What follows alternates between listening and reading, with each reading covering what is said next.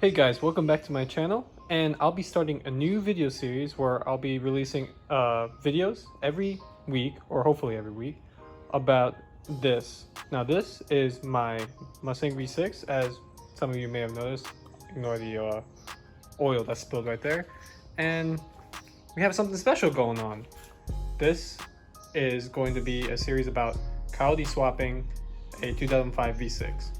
Now what happened was my 4.0 V6 engine kind of blew up. The timing chain kind of sent pieces all over inside the engine. And so we were thinking, well, we could rebuild the 4.0, but it wouldn't make as much power as just swapping it. And I know some people would be like, why would you swap a V6? Why didn't you just buy a new car? Well, kind of wanted the experience for this because buying a new car would probably be around the same price as this. I'm not sure. Actually, it's probably less. We haven't quite finished it yet, obviously, so we haven't gotten the total cost of it yet. But I think this is one of the more effective ways to go if we're talking about money, and it's just fun. It's unique. Like, there's not. I don't see too many people swapping the S197 V6s usually. So yeah, I'm very excited to take you guys on this journey, and hope you guys stick around. So one of the first things I'm going to do is I'm going to remove all of these clips here, and then start prying, because there's a lot of pieces where there's like plastic push pin type deals going in. Like right here you see the so actually it's really hard to tell, but like that there's a nice little push pin right there. So I'll get all of those out, and then we'll unbox this. So this is the new wiring harness that I got from Lethal Performance. I'll put a link in the description to where I got this. And this is for the manual transmission. This basically has everything. It should all just wire straight up, and there shouldn't be any problem with working with this. So two other things. I'll probably be using a flathead to help me push some of these clips out. This pry tool to help get the push pin style stuff that's help securing the wiring harness to the engine out. And I don't know if I'll need the needle nose pliers, but I'll just have them out anyway.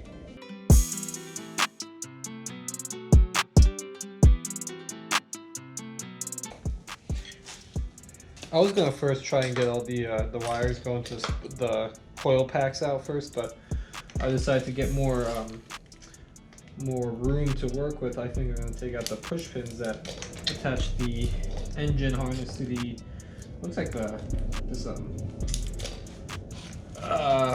head cover out first, so that I have more room to work with.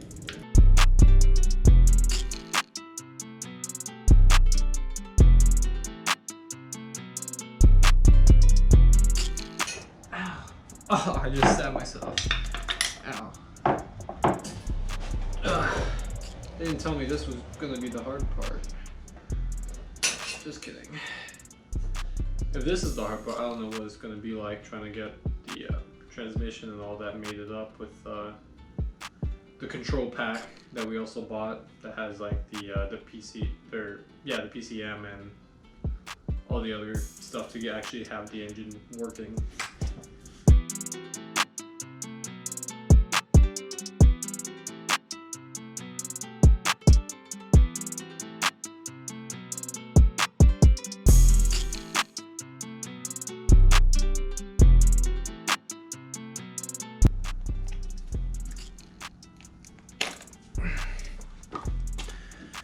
Oh man.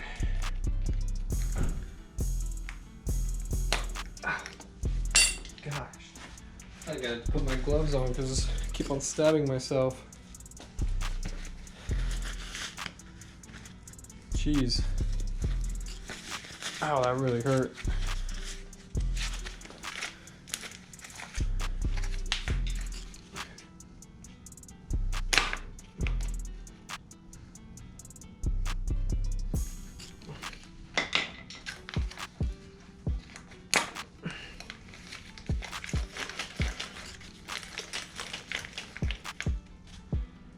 Well, this side's almost all off.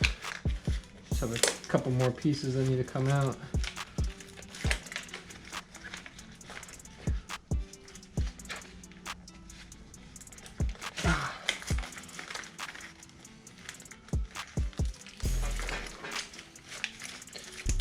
Alright. Actually,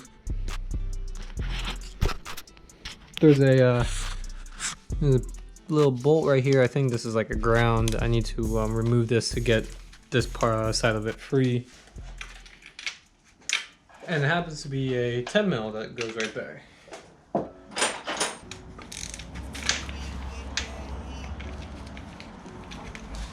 That was easy. Not on there very tight. Most likely we'll have to use this one again, so make sure you save it. These, like, a lot of these push pins that are for this, like, the locking mechanism for this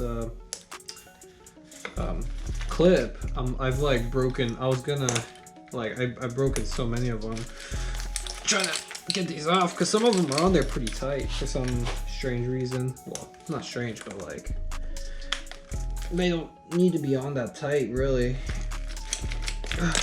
There you go. Woo. One more quill to go. Boom. There you go. So this is the entire left-hand side. I had to literally face the camera to see if that was left. Yeah, my brain's not really working right now. But you might also be wondering why I removed the intake manifold, because the intake manifold is actually sitting right there.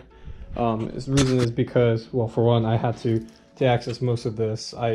These two parts of the wires, I need to get it off. But other than that, to get it on this engine hoist, to make it easier for us to like work on it and get it in the car. It also saves room in the garage, because as you can see, I don't have any room at all for like to have this just on the ground. I honestly hate clips. I don't know why. They just frustrate me so much. Come on, you piece of... There you go. See, look, we're making progress now.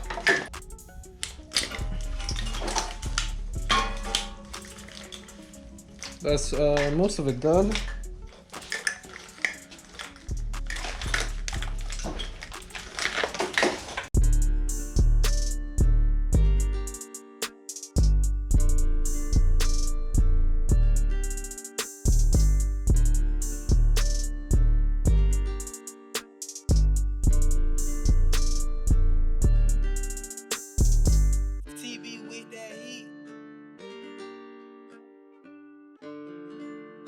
There you go. I'm gonna end that.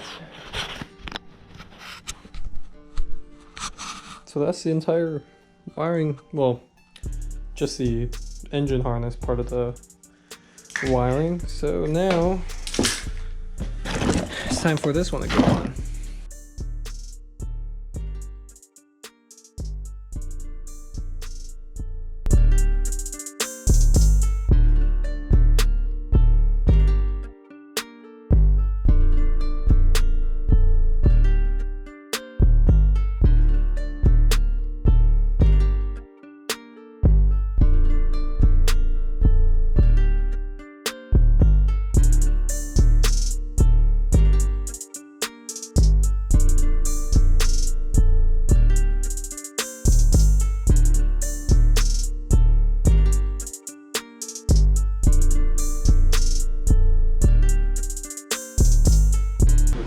And then this one goes somewhere. Yep, that's probably true. It goes somewhere.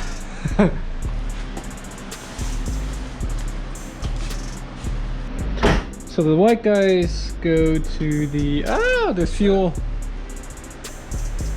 Water in there? I believe it's fuel.